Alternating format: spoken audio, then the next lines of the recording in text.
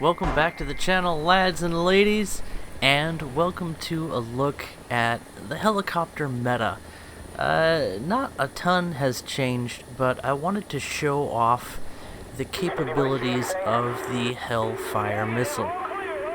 It, with its ability to fire in volley fire, and the helicopter's ability to guide multiple projectiles at once and redirect those onto different targets, is a game changer that has been around for a while, but is not fully utilized, I think, by the majority of people who are showcasing vehicles like the AH1Z Viper and the G-LYNX.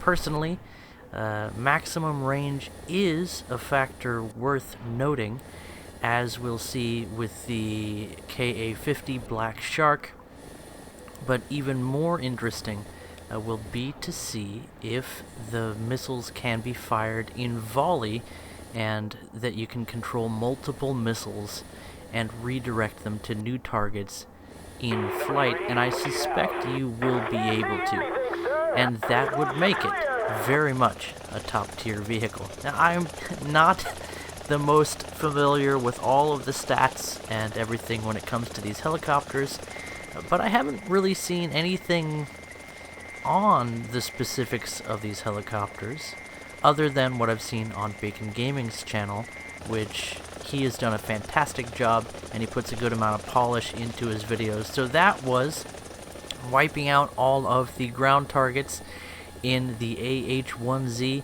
in a matter of seconds. Just mark down that time as a reference. We were able to accomplish that with little difficulty, albeit these are not moving targets, and that makes a huge difference.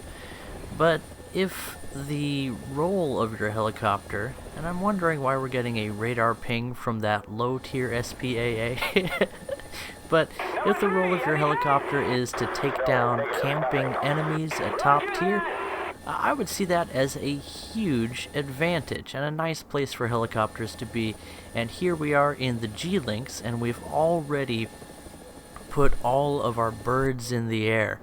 Now we're guiding them on to target with only 8 missiles. The G-LYNX doesn't have the offensive potential of the AH1Z, especially since it doesn't have a deadly rotary 20mm either.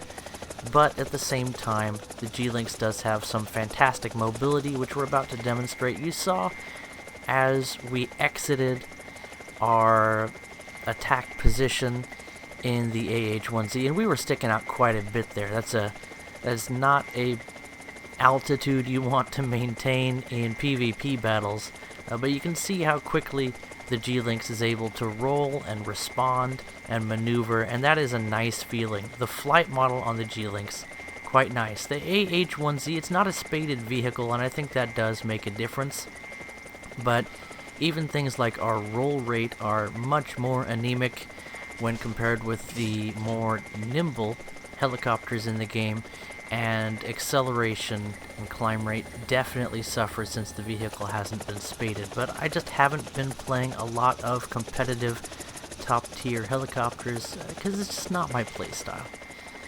And for comparison here, the Eurocopter Tiger, French variant, the premium, using the Hot 3 ATGM. You can see we're also equipped with air-to-air guided missiles that are quite effective, and apologies for the constant squealing of our AAMs, but that's just because I've consolidated a lot of my controls into the mouse because I am used to babysitting the helicopter quite a bit.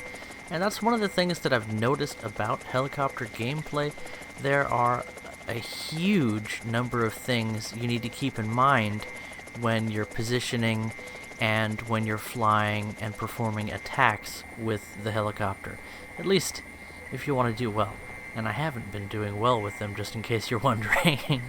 I haven't been playing a whole lot of helicopters lately, so why am I even making a video on the helicopter meta if I'm not playing them? Well, I think that might be what I go for. And here we're just doing a check for volley fire, and you can see exactly when our second ATGM self-destructs, and it flew for about half a kilometer or so before it did so. Therefore, if you time things just right, you could potentially save yourselves about 2 seconds per attack to be able to attack more frequently with the Hot 3 ATGM. You can see that they do fly rather fast, and they have some fantastic one-shot potential against enemy vehicles. Another advantage, of course, is that they can be directly guided onto target, giving you more control over their flight path and enabling you to use them as a de facto anti-aircraft missile if that's something you need to do. Overall, I'd say the Hellfires in both of their forms that are present in the game now have the advantage when it comes to ground attacking, and the direct guided ATGMs have an advantage in versatility, with the Hot 3 being perhaps the finest of the ATGMs.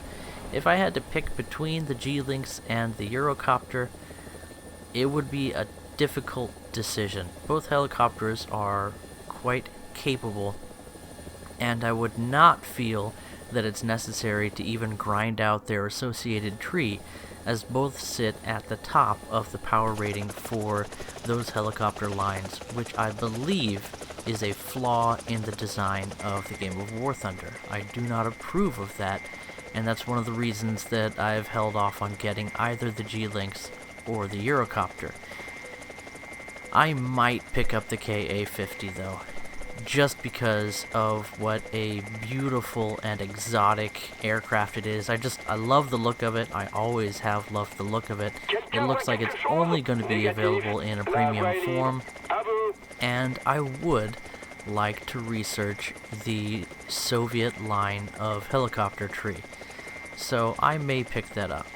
As for my qualifications that I never got into talking about, I played an extreme amount of helicopter enduring confrontation from even before the game mode came out, playing in helicopter RB matches and then EC, because I got in on the closed beta of helicopters with the UH1 XM30, which is still something of a turd in the game, and it always has been, on account of, one, its horrible flight model that is just wobbly and bad and has not been updated since it was brought into the game.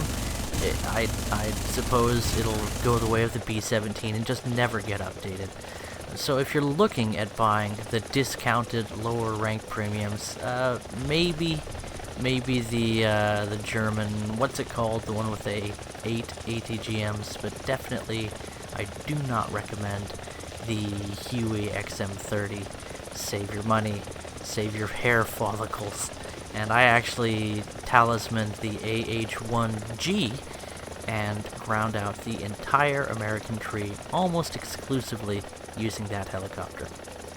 Anyway, that's just a look at the capabilities of some of the popular helicopters in the game right now.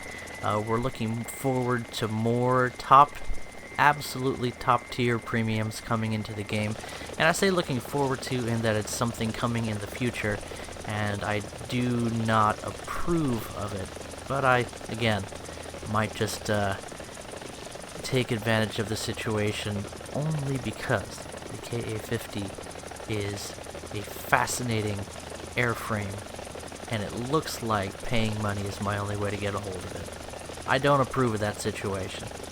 Anyway, I hope this video was informative. You can see I've warbled on a little bit here, and I'm looking forward to trying to get back into helicopters, and we'll see where that goes. I know that a lot of you don't fly helicopters, and there are a lot of people in top tier that feel like they don't belong in the game, and well, they are around, and their counters are pretty strong. It's an interesting situation. In any event, there will be more exploring this in the future. I gotta go make some money. I got a premium vehicle to buy. Catch you guys in the next one. Bye-bye.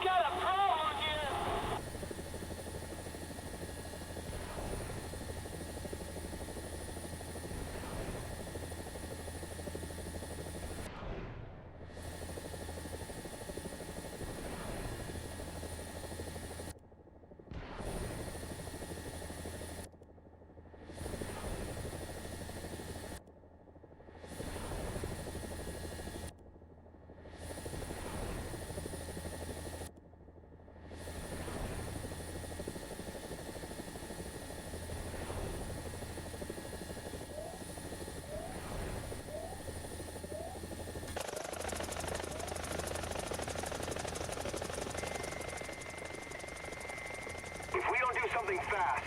The enemy will win.